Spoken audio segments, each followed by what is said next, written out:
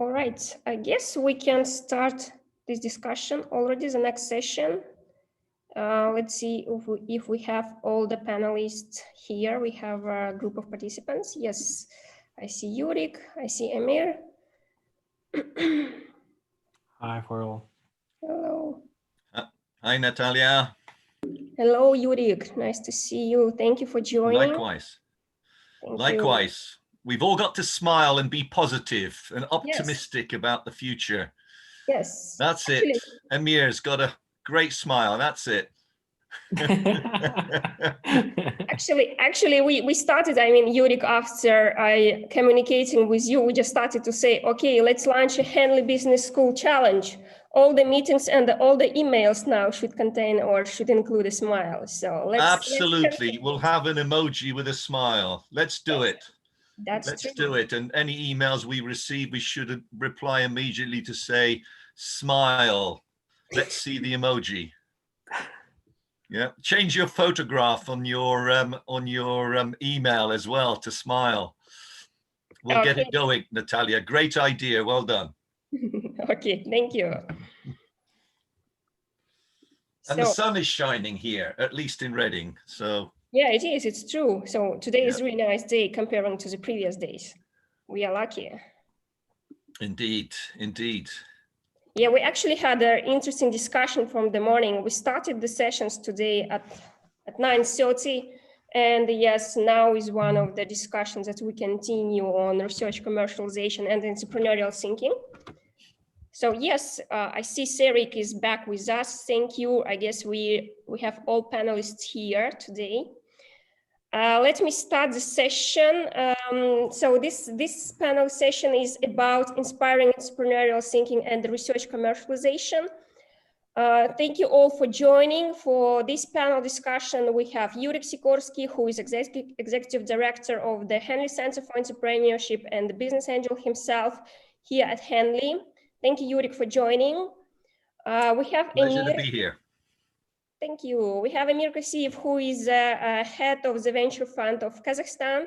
So Emir, it's a new direction in Kazakhstan, and we would be really happy to hear your view and your thought about the direction and what do you think a perspective and the future of this market in Kazakhstan.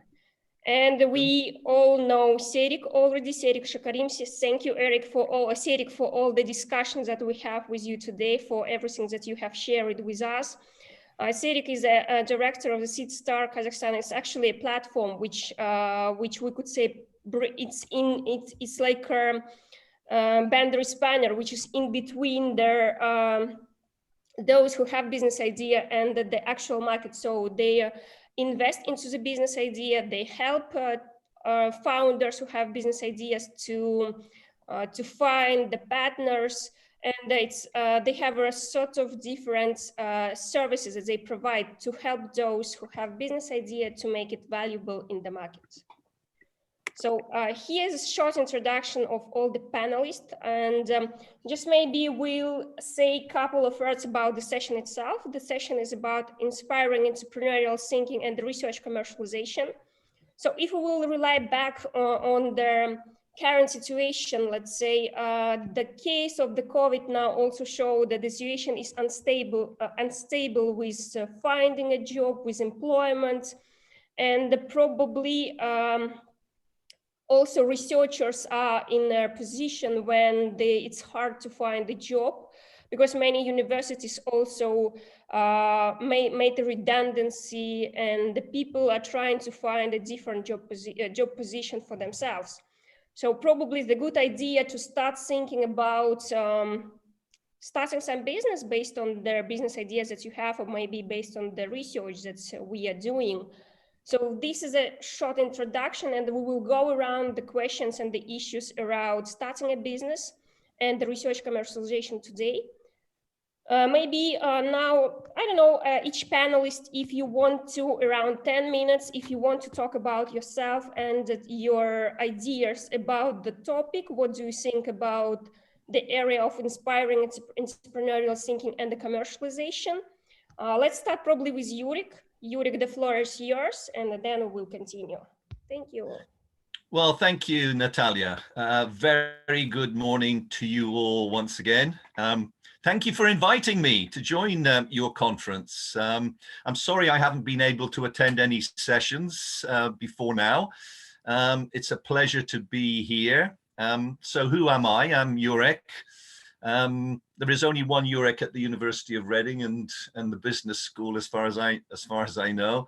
And I have the good fortune of working and having a portfolio career. So I work at the Henley Center for Entrepreneurship, co-lead with my colleague Andrew Godley, Professor Andrew Godley. But I also have many other interests, responsibilities, involvements, pursuits outside as a mentor of high growth companies, an investor, chairman, and having the pleasure and the privilege of chairing a number of high growth technology companies. I write, I have business consultancy projects, and also act as judges on panels of business plans, business ideas, and such like. And my greatest weakness is that I can't say no to people. So when Natalia asked me to join, I said, yes, I would love to. So I'd like to just spend perhaps the next sort of 10 minutes addressing the 3 questions I thought are relevant to this particular session. And these are questions that I'm often asked by researchers, including those at the University of Reading. So the first question is, what is the commercial opportunity for your research? So when they ask me, what's the commercial opportunity and how do I assess the attractiveness of that opportunity? Well, my answer typically goes along the following lines. Opportunities are what count. And scientific and clinical research is a very rich source of opportunities. I found that out in my career very early on, and my first startup was very much based on scientific and the output of scientific research that came from the Medical Research Council at the University of Cambridge. We were fortunate enough to license the technology. Now that today is a dominant technology across pharmaceuticals, biotechnology, medical devices, and diagnostics. They're called monoclonal antibodies. Suffice, we launched a business that grew into a global business, and then I'd exited. My point being really is to illustrate that scientific and clinical research is a very rich source of opportunities. And for me, I define opportunities as a favorable set of circumstances that creates a need for a product or a service. Now, how do you identify those opportunities is a question, again, I'm often asked by researchers. Well, there are 3 approaches. First is to observe the major trends, the global trends. These are the pestle trends, which include scientific and technological trends, and looking out for changes that may give rise to an opportunity. Then there is secondly looking for recognizing and resolving a problem. And there is a lot of problems that we face across the world, from potholes in the road to chronic illnesses to what the press reports on a regular basis, waste. And waste is of many different types, from coffee waste, food, paper, plastic, just to name a few waste products. So how do we solve that? That's in itself an opportunity. And the third approach is finding a gap in the market. And there are numerous examples of products that have established themselves in one part of the world, but haven't yet found a place or a gap in another part of the world. And there are many examples, from organic baby foods, and Ella's Kitchen comes to mind. Kefir, Red Bull is a great example. The important point to make further is that the opportunities are different from the ideas, the business ideas, the products or the services. Opportunities, you'll hear this very often, are perishable. They have windows. Ideas last forever. They're free. The value is in the opportunities. And because they have windows, And indeed, the reason why have they windows is because they're often defined or determined by change. And there's an awful lot of change going on in the world today. And finding and exploiting opportunities where others see chaos and confusion, contradiction, and crisis, such as the crisis that we have today, is the challenge and the hallmark of entrepreneurial thinking. Determining the attractiveness of the opportunity is a must for researchers seeking to commercialize. And it's the right question to ask. How do I determine the attractiveness of the opportunities? And how would I do that? So my answer typically is, at the time, I introduced them to a framework that I use, that I have worked with. It's not my framework, but it's one that helps to determine the commercial opportunity and whether it's sufficiently attractive to pursue. The framework you may have heard of, you may not have heard of, is called the 7 Domains Analysis Framework, which is developed by my colleague, Professor John Mullins, who's Professor of Strategy and Entrepreneurship at London Business School, and is described in great detail in the book, The New Business Road Test. So if you don't know of it, you haven't read the book, I strongly recommend reading that book. At the heart of this framework, and therefore the heart of successful commercialization of any new research, is comprised of really understanding and knowing 3 things, which are the crucial elements: the markets, the industries, and the team. The first thing I would say, don't confuse markets with industry. Markets are customers, industries are sellers. The team is what counts. And I, as an investor, always look to the team, and I look for mission, their ambition, their aspirations, their propensity to take on risk, their capabilities to address the critical success factors of their particular industry sector, and of course their connectedness up and down and across the value chains, which is absolutely key. So the 7 domain analysis brings out these elements together in a pretty fundamental way, and addresses the key question: what is and how attractive is the commercial opportunity, and does the product have a sustainable competitive advantage to be commercially successful? So I would refer you to that. I use the framework, it's a proven framework, and I always recommend follow that framework. If you wish, there is a lecture that I deliver and will be delivering in the spring on just that. Now, the second question I want to address is, what is the sustainable competitive advantage for your research that your research can actually deliver? Because that's what you need to be looking at when you're thinking about commercializing. Now, every business will start off with some initial advantage, which is a great position to be in. But the hard part and the key to success is sustaining that initial advantage, since initial advantages in their own right is not sufficient, or are not sufficient, to build a successful business. Why? Very simply because there are copiers, fast followers, imitators that come from existing competitors, new competitors. These appear very quickly, and that initial advantage that you may have, that you may see, can disappear very quickly, usually in a heartbeat. And that's particularly true, and there's many examples in my sector of pharmaceuticals and biotechnology. And one that you'll be familiar with is in the internet space, where Facebook wasn't the first, it was the second. The first was, you'll remember, MySpace, but it had a better business model. It addressed the key questions that I just referred to. And message to take away is that best beats first every time. So from my personal experience and research, the initial advantage is likely to be sustainable when you have 3 things. One is proprietary intellectual property, which researchers will understand. These typically include patents, trademarks, other intellectual property like copyrights, designs, and so forth. The second is they have superior organizational processes, capabilities, resources, processes like low-cost commercial scale manufacturing, sales processes, capabilities that include product development. They have strong product development capability, or distribution, or customer support. And of course, resources. And resources are both financial and non-financial. And financial, I mean access to finance.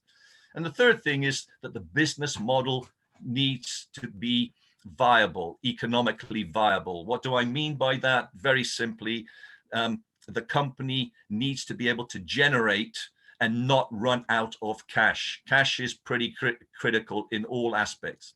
The third and final question I want to address, which is really at the heart of this session as I understand it, is do you have the entrepreneurial thinking and more broadly the mindset to successfully commercialize the product of your research? Now, the mindset, the entrepreneurial mindset, refers to a specific state of mind which orientates human behavior towards entrepreneurial activities and outcomes. And those individuals with an entrepreneurial mindset, and I always encourage everybody, and researchers in particular, nurture that entrepreneurial mindset, which is really about and always, not just often, always is about drawing the mind to identifying and exploiting opportunities, to innovation, new value creation. And in short, I would say the entrepreneurial mindset and thinking is your faith, your belief in what you're doing. And I've spoken to many researchers who have very strong belief and passion in what they're doing. So what are the signs of the entrepreneurial mindset? And more specifically, do you exhibit entrepreneurial thinking? Well, without going through them all, in the signs that are what you might expect. One, you're predisposed to taking action. In speaking to many entrepreneurs, the message that I communicate, look, is do something, like talk to the potential customer that defines your market, rather than spending time analyzing, creating charts, modeling, writing plans, all very important things. But the first thing is go and talk to the market. Don't be prone to overanalyzing situations rather than taking some form of action. The link to this is don't fear and avoid risk. There are too many people, including researchers, that fear risk, the risk of failure, the fear of not raising funds, or the fear of making a mistake. Don't fear and be overcome by fear. Look, just take the action.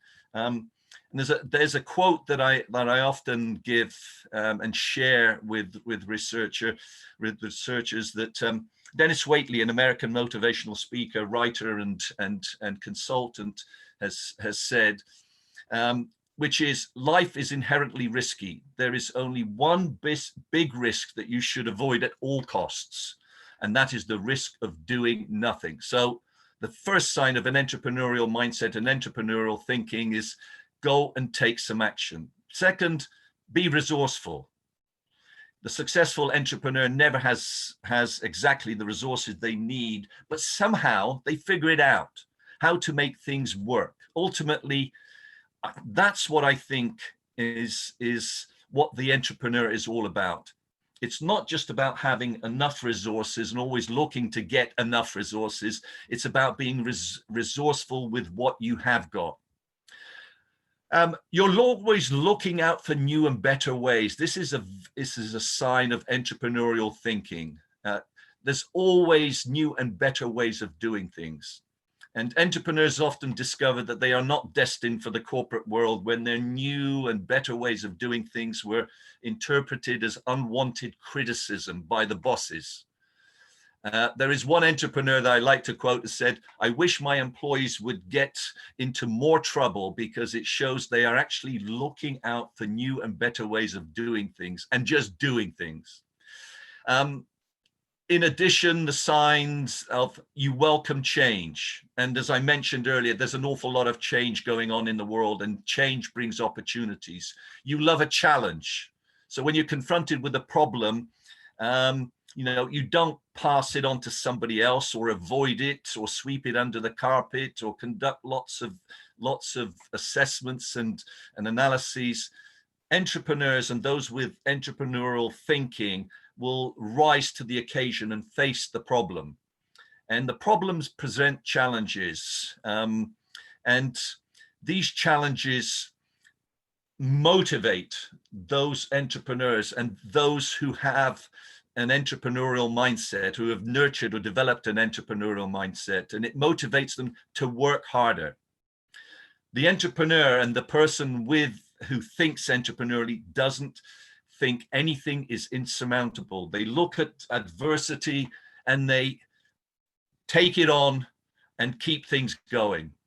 Interestingly, the other sign is that you recover quickly. There is a popular notion among successful entrepreneurs of failing fast, failing often, failing cheap.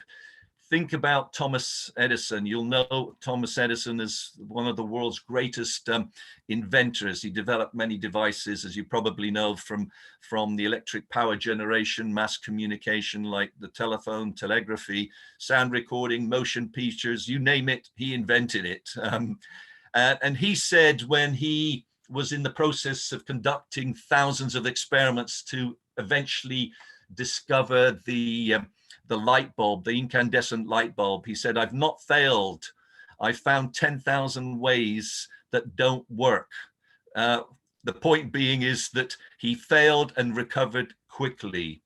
And one thing that I always quote to and advise researchers, remember that failure is not the opposite of success. It's feedback.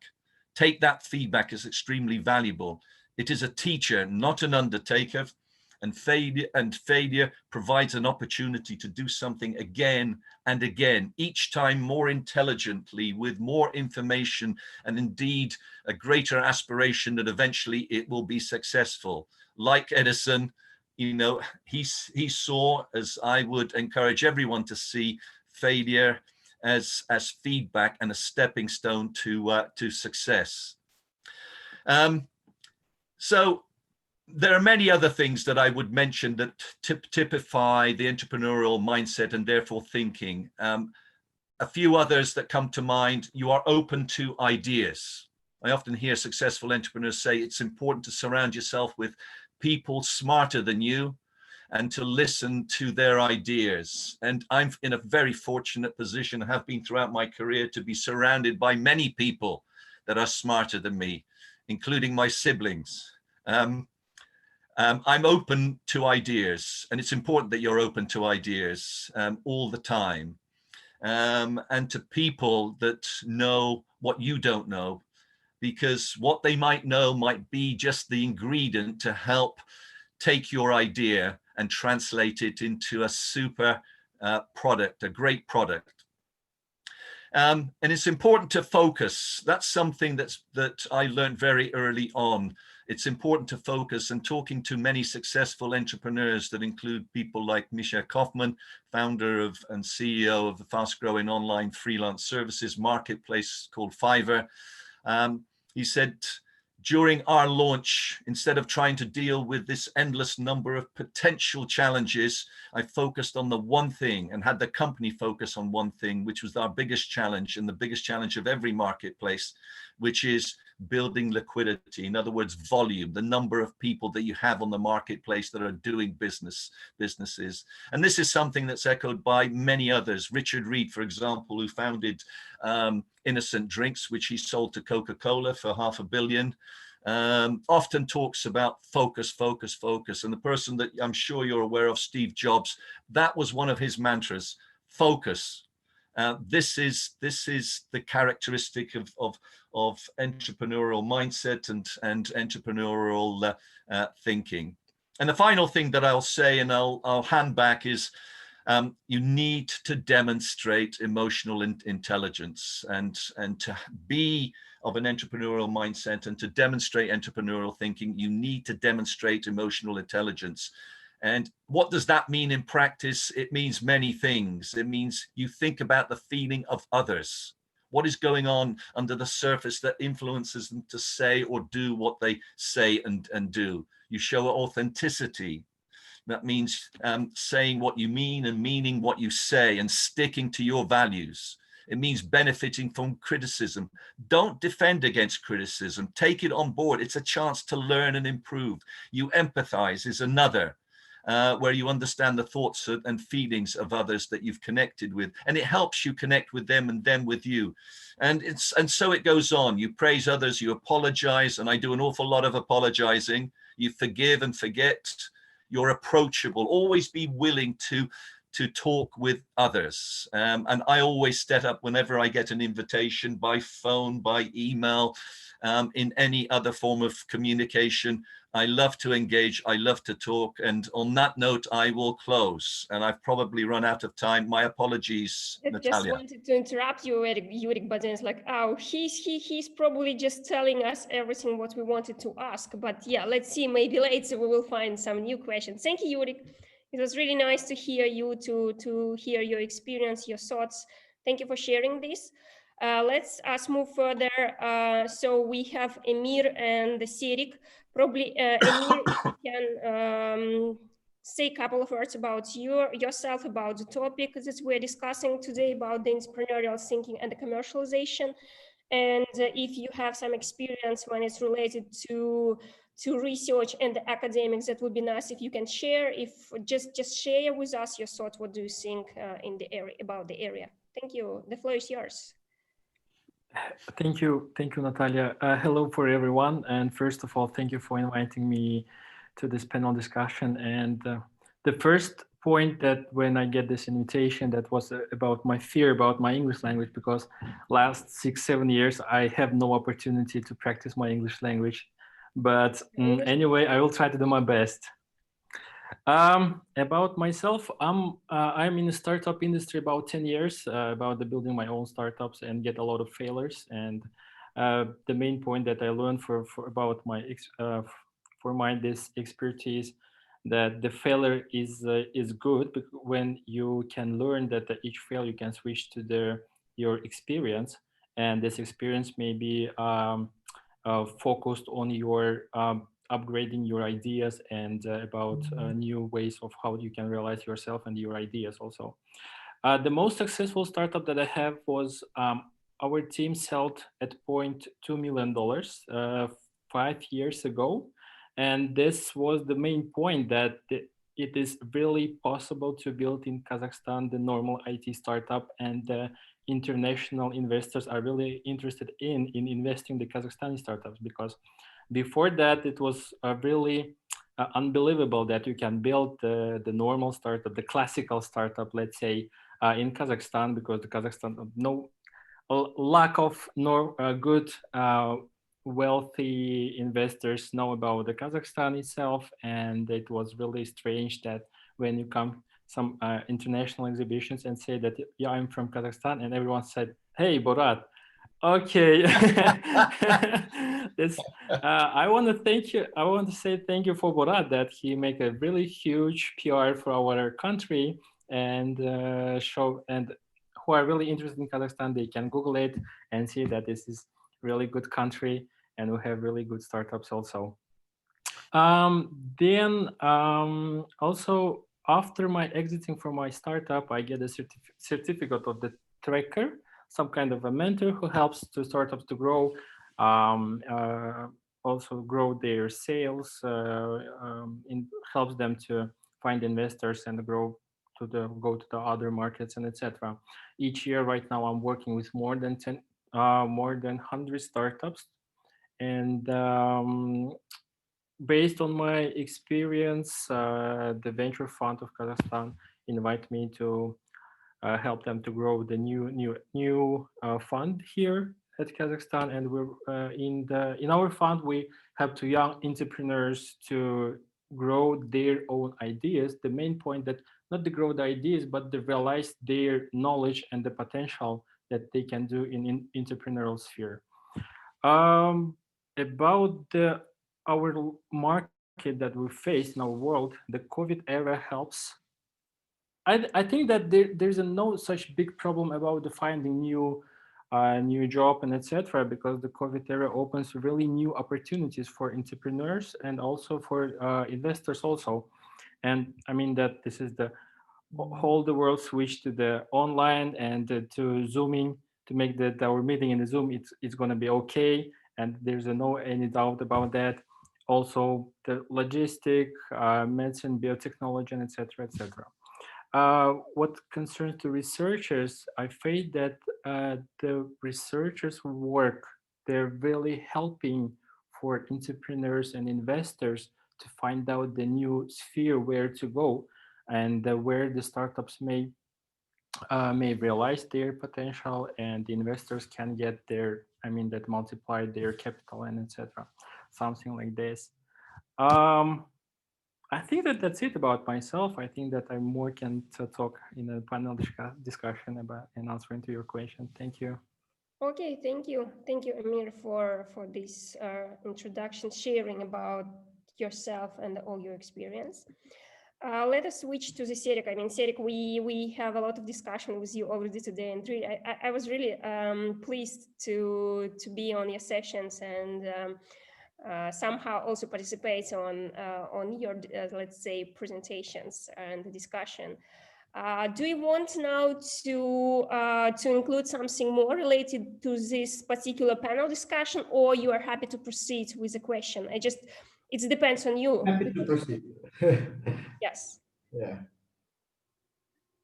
So we are proceeding with questions, right? Yeah. Okay. Thank you, Serik. Thank you for this. Natalia, we cannot hear you. Yes. Sorry. All the participants, please feel free to ask any questions that you have to all our panelists, anything related to your business ideas, or maybe those which are stemming from your research, or anything just what you want to ask regarding the commercialization. If you have something in mind, please raise your hand and feel free to join. Can I have a question while we're waiting for the participants? Yeah, please go, Madina. The topic is about really filling the gap between university and business, and I'm always struggling with this because I always try to engage all the parts, but it's not easy. So how to really build a trust between the business and university, especially now part of the world when we lost the trust.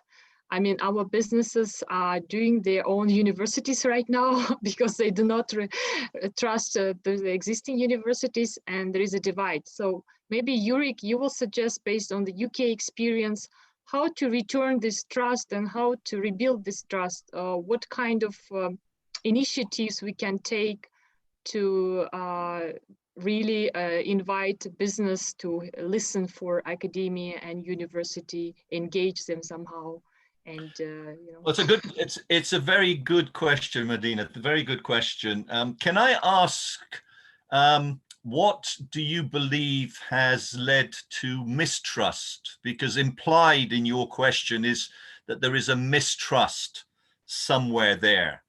For me, I would say that trust comes on the back of building rapport. And rapport is really that state where you create and maintain a relationship of mutual trust and understanding. And that is determined by being open, about being sharing, by following good practice. So without knowing specifically what aspect or what has led to mistrust, from my perspective, I'm in a privileged position because part of what I do at the university is work closely with the Knowledge Transfer Center, which is the front door to the university. So if businesses want to come and talk to the university, you knock on the door of the Knowledge Transfer Center, not literally, but you contact them. I facilitate that. I refer to them, they refer to me, and we together look at understanding what it is that businesses are looking for. And to that extent, businesses are always looking for ways in which they can develop their ideas, to test their ideas, to bring in, and this is critical, knowledge that they don't have. It comes back to an earlier point that I made about knowledge and gathering that knowledge. And I can only think that perhaps there is some mistrust amongst researchers that their idea may be taken. For example, that's just one example. In response to that, I would say, share sufficient amount of information to interest the company, where the company may be a partner to commercialize your research. But when you get to what is intellectual property, a trade secret, or potential to patent something, you do not share that. You only would share that when the stage is reached in your conversation where it's necessary to share further information, and you only do it under a non-disclosure agreement. So I can advise when I know what the mistrust is and what is the challenge. And I've found that the challenge very often for researchers is, how much do I share? Because I don't want to share everything, because I'll give it away and the company will go away and do that. No, you share sufficiently to raise interest, and then you enter into a non-disclosure to explore the commercial opportunities together. But you've got to be open. You've absolutely got to be open and share the information and build rapport, because rapport is the basis of trust and having a trusting relationship. I hope our university really listen everything you said. We're trying also our best to open up their eyes and to disseminate whatever they do. But I really like your example. So your center serve as a mediator, yeah? So my question is to Emir. Emir, how do you work with the universities? Like, have you ever tried to enact with universities any successful examples or bad lessons? I used to work in Nazarbayev University in their incubation and acceleration programs, and I really liked their idea to create an area where they can link their scientists and scientists' idea with the business. And as Jurek said, that for the business is a really good opportunity to test their ideas where they do not have any. I mean, when they do not have their own resources to test, they can easily outsource it to this kind of areas, like an ABC. It's a really good area. I really like that, where we try to find the team who can test this idea and the challenge with that. And each business can see the result, whether to invest in this sphere or not. And also for business, it's really good opportunity to headhunting, because here they see the opportunities of each specialist, engineers, and etc. And at the end, like on the final result, they invite whole team for in-house, and they invest to their ideas and try to realize it. I mean, that to get a more in their business. I really like the Nazarbayev University's point. It's really good opportunity, and this is the good practice to link the business and the university and the scientists and the scientists in the university. Here in the UK, if I can add to that, here in the UK we have what we call the knowledge transfer partnerships. It's the government's most successful program, but little is known about it. Effectively, it means that the university comes together with the business, where the university provides the knowledge, the person, typically a researcher that can work on a strategic project for the company under an agreement, preserving rights, intellectual property rights of both sides, but they work together under a partnership where the government pays 2/3 of the cost of, up to 2/3 of the cost of conducting that collaboration. Typically, those collaborations run from between 6 months and 36 months. And the real point is, it helps to build trust and understanding. And that's a great way to build this and build bridges between business and universities here in the UK. And all the businesses that we have supported through a knowledge transfer partnership have waxed lyrical, meaning they have shouted very positively about the experience, both the company and the university. And that's why we're set up to do it. And every university in the UK is set up to provide knowledge transfer partnership, which brings business and universities together, which addresses directly the trust issue.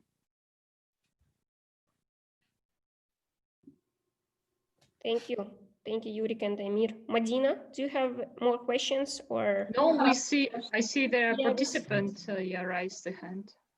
Yeah, we have Ainur. Ainur, please turn on your mic and feel free to ask the questions that you have. Thank you, Natalia, for passing me words. Thank you, dear colleagues, for the session. It was very interesting and informative. My question is related to the ways, particular ways, how we can diminish the gap between the industry, the businesses, investors, and the PhD students, candidates.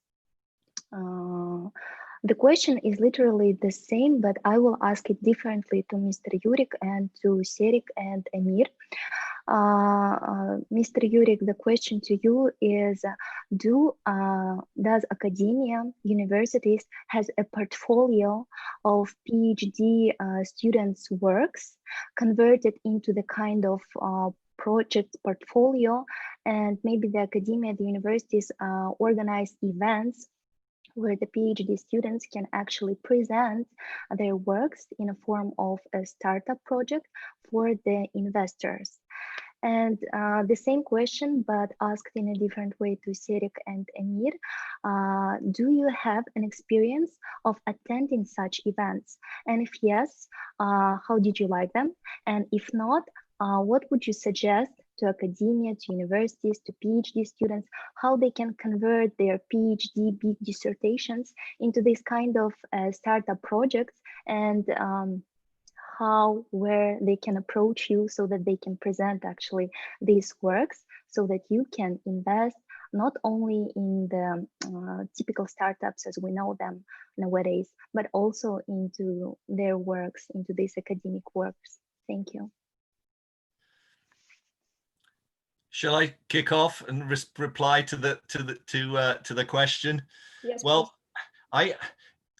implicit in that question, and thank you for the question, is a proposal which I would absolutely support, and it's something that is happening at the University of Reading, where all the researchers across all schools and departments who are conducting research, I would like to hear the summary of their research, and for each of them to address the question, how might that research be commercialized? Because for me, the output of research, and it addresses the government's impact program or their impact initiative, where they want to see impact. The impact goes way beyond the additional knowledge that is created, the publications that come from that research. There's a bigger prize to be won, which is how can your research, the output of your research, benefit society, benefit the economy, benefit the environment. I would like to see the University of Reading to follow the University of London and the many colleges of the University of London, where researchers have a conference, an annual conference, to present their research and to present how that research might benefit, as I say, the economy, the society, the environment. In other words, how might it be commercialized? That is a far bigger prize. Forgive me for saying that delivering new knowledge to the world is great, fantastic. Publishing it, great.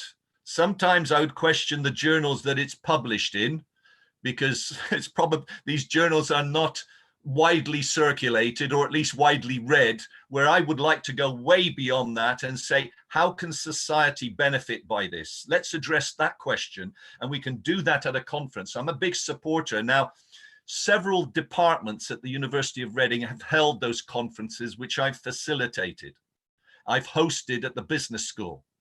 I would like to have every department, every school at the University of Reading do just that, so we can see what might be commercialized. The researcher might not see it, but myself and many of my colleagues who are investors, senior business people, successful business people, can see the opportunity and can help and advise researchers how we can take it further. You know, there are a number of companies, and I would suggest, without going into them all, like VMICO, which spun out of biomedical research department, looking at a totally new approach of delivering health by stimulating the immune system in the gut to protect the health of the individual. As an example, I would like to see us deliver some of the things that other universities have done, and I was very impressed by what University of Bristol have done, from research being conducted into ways in which insulin could be modified in order to better respond to the glucose load in the circulation. Suffice it, after several years of research by a PhD researcher, Dr. Harry Destacrot, and his supervisor, Professor Anthony Davis, what they were able to do is to demonstrate, validate their particular idea, their research project. By validating, I mean through experimentation, so much so that this led to the launch and the spin out of a company called Xylo, that was subsequently, within 2 years, acquired by one of the world's largest healthcare companies, Novo Nordisk, in a deal that's worth in excess of $800 million. Now, there are many takeaways from that example. One is the benefit for society, and particularly for people around the world suffering with type 1 and type 2 diabetes, but also the fact that Big Pharma was able to invest back into research and research at the university, which provides funding for more research to be done, particularly at this difficult time, and in the future it'll become more difficult to be able to raise funding for research.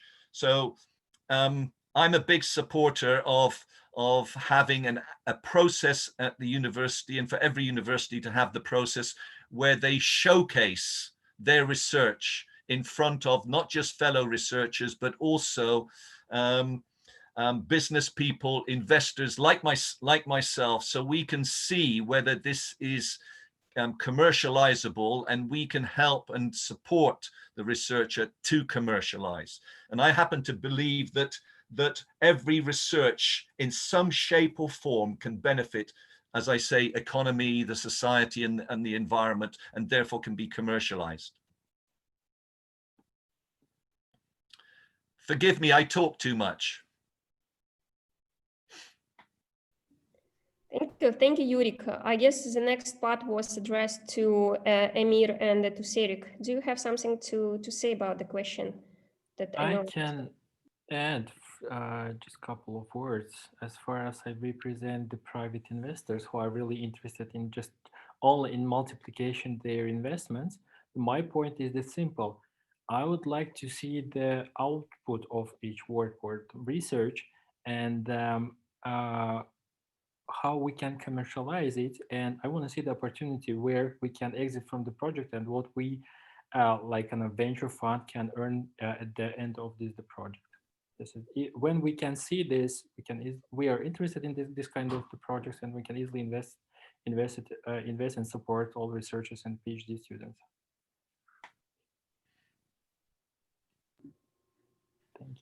Thank you, Emir. Serik, do you have something to contribute? Just actually, in short, I want to add a bit more about what Jurek mentioned. I do like the conferences, and I do like when there is engagement between the universities and business. But actually, on my side, what I would prefer to have in addition, I would like to have individual meetings with the researchers too. And like when the university does its homework and prepares certain presentations and with the solutions as a portfolio, sends in advance, you'll have a chance to book a certain number of meetings, so that now this conference becomes something of a value and not just a networking session. And me as an investor, I would personally want to have both a networking at the same time individual session. And even better would be if I would have more of a, how to say, confidential talk to the researcher, because business and university, why the program that you mentioned is so successful, because it follows the confidentiality terms, because business wants to retain certain level of competitive advantage in terms of its own internal procedures and in general their revenue streams, I would say.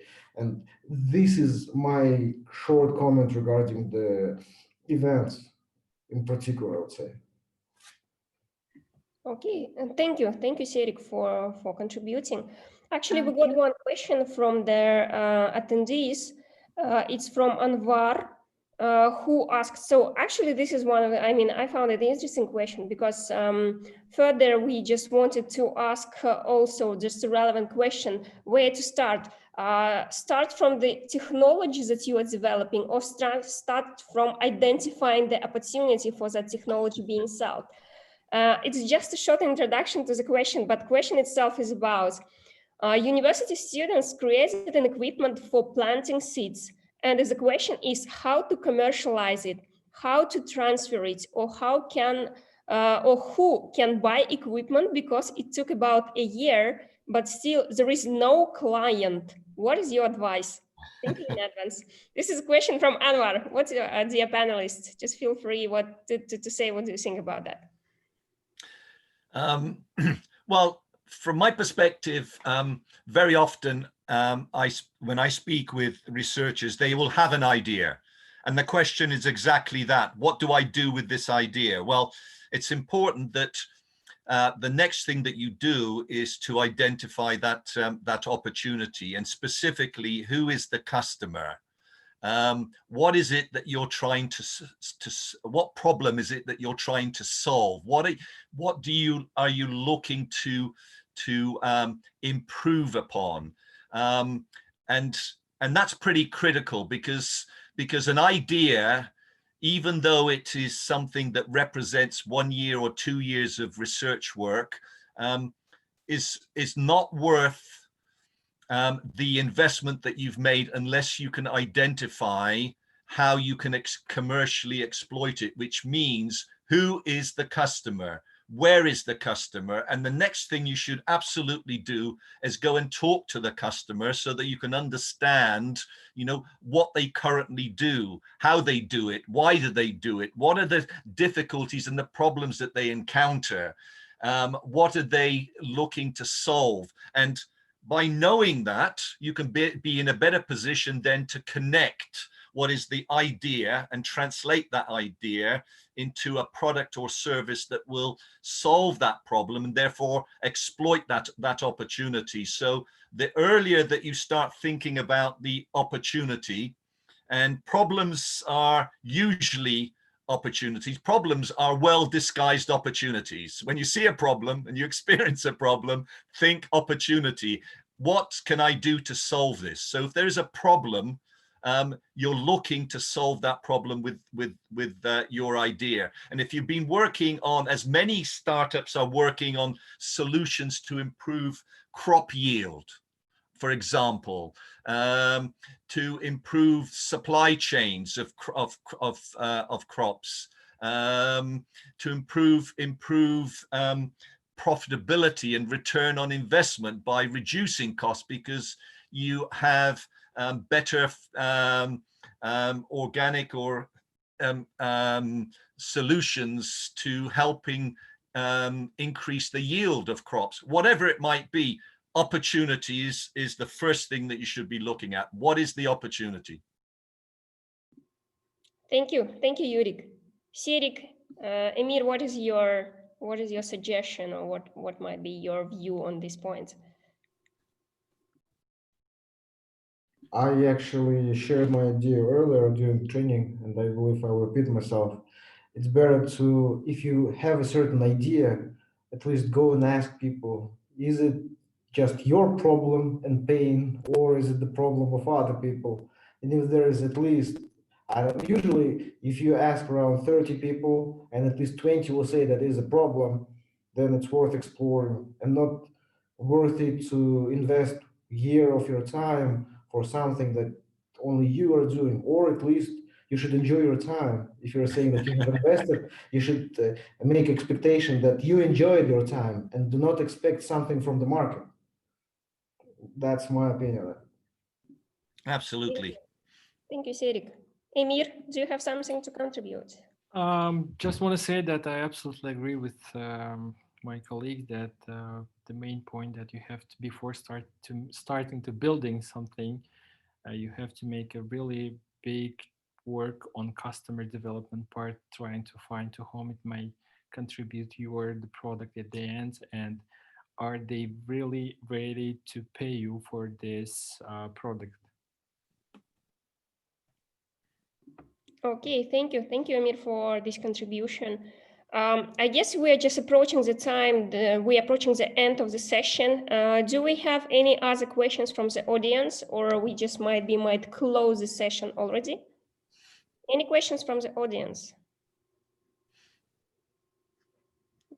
Not so far, I guess. Yeah, I checked again the chat. So thank you all. Thank you, panelists. Thank you, Jurek, Serik, and Emir for joining this session. I hope that for our attendees, it was useful, at least trying to get more knowledge about the entrepreneurial approach to your scientific ideas. And I hope we try to bring this line, how to draw this line, and at which point should we look at the founder, or at which point let's say investor would look at when we are talking about our business ideas. So thank you all the panelists for your contribution, and thank you for your time. Great pleasure. Thank Thank you, you. Natalia, once again. Thank you for the invitation. It was a pleasure.